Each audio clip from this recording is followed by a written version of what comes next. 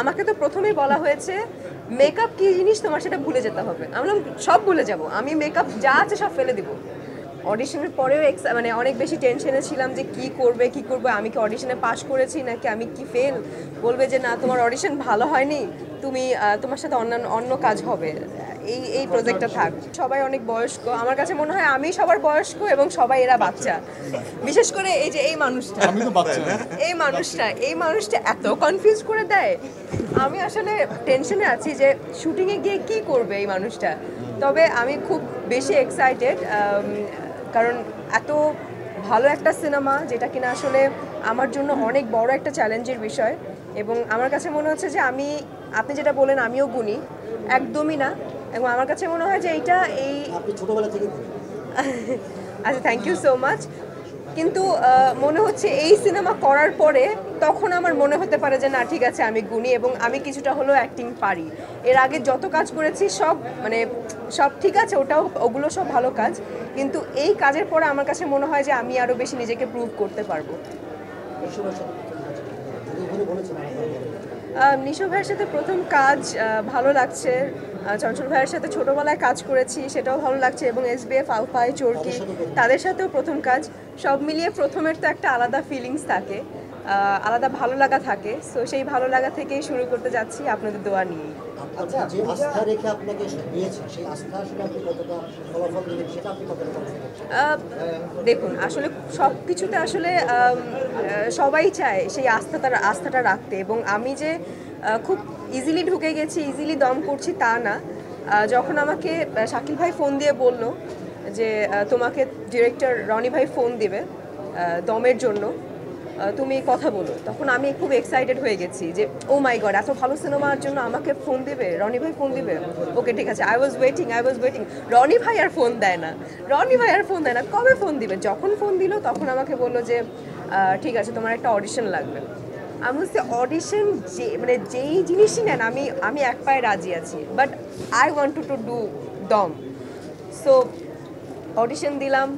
অডিশনের পরেও অনেক বেশি টেনশনে ছিলাম যে কি করবে, আমি কি অডিশনে পাশ করেছি নাকি আমি কি ফেল। বলবে যে না তোমার অডিশন ভালো হয়নি, তুমি তোমার সাথে অন্য কাজ হবে, এই প্রজেক্টটা থাক।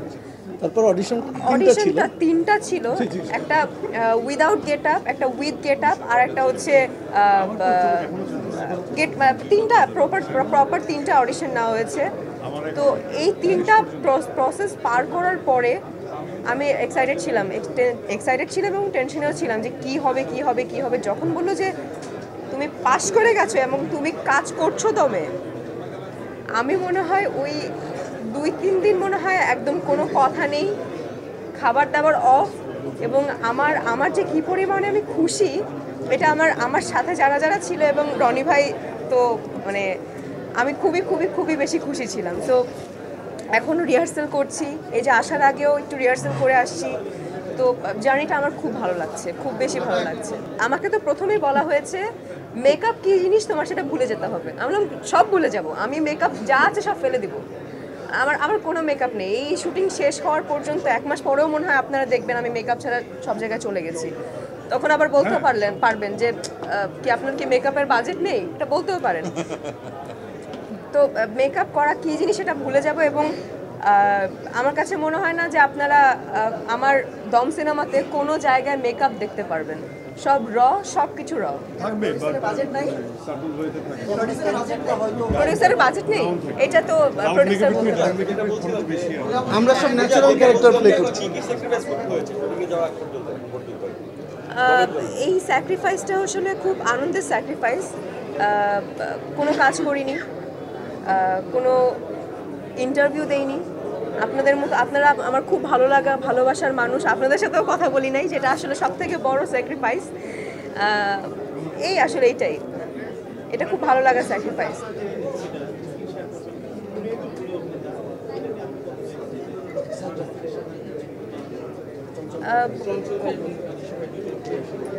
এটা বলেছে। আচ্ছা যাই হোক, আবার বলি, ভালো লাগছে।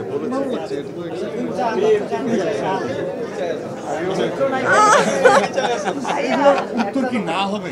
বলো বলো বলো। বলো। আর চিত্রনায়িকা হিসেবে ব্রাহ্মণ প্রতি আপনি দর্শকপ্রিয়তা পেয়েছেন, কিন্তু সম্প্রতি সময় পূজাচেরি কোথায় যেন হারিয়ে গিয়েছে, মানে দর্শকরা ঠিক ওইভাবে পায় না আপনার থেকে যতটা প্রত্যাশা। সেক্ষেত্রে দম আপনার ক্যারিয়ারের জন্য একটা টার্নিং পয়েন্ট হতে যাচ্ছে, কি মনে করেন আপনার? এটা আমার কাছে আমি সব যখন আমাকে বলা হয়েছে দম আমি করছি তখন থেকে মনে হচ্ছে যে এটা আমার রিবার্থ, এটা আমি নতুন করে আবার নিজেকে প্রুভ করছি। অনেকেই ভাবতে পারে যে আপনি তো অনেক কাজ করে এসেছেন, আপনি তো প্রুভড অলরেডি। আমার কাছে মনে হয় না যে আমি এখনও প্রুভ। দম করার পরে বুঝতে পারবো যে আসলে কতটুকু পেরেছি, এবং আমি চেষ্টা করব আবার নিজেকে প্রুভ করার জন্য।